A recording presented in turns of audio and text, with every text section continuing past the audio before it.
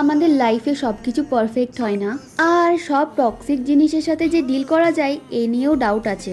চলো আমরা এই আমটা দিয়ে একটা টেস্ট করে দেখতেই পারি। বেসিক্যালি একটা পিআর শ্যুটের জন্য এই আমটা আমাকে অনলাইন থেকে অর্ডার করতে হয়েছিল। এটা টেস্ট করার পর মনে হলো যে পয়জনে হয়তো এর থেকে খেতে ভালো হবে। আমগুলো স্লাইস করে আমি একটা মিক্সারের মধ্যে দিয়ে বেশ কিছু চিনি অ্যাড করলাম, কারণ ওর মধ্যে সুইটনেসের ভীষণ অভাব ছিল।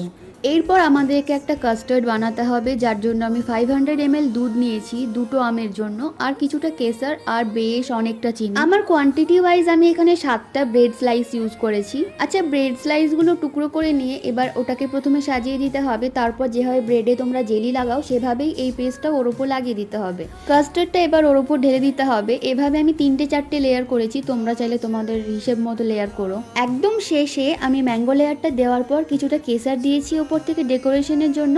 তোমরা চাইলে বাদামও অ্যাড করতে পারো, এতে ফ্লেভারটা আরও ভালো লাগবে। ট্রাস্ট মি, এটার টেস্ট কিন্তু অনেক ভালো এসেছিল। তোমাদের লাইফে কোনো কিছু টক্সিক থাকলে সেটাকে ফিক্স করার চেষ্টা করবে, আর যদি না হয় তাহলে ডিসকার্ড করতে কিন্তু দুইবার ভাববে না।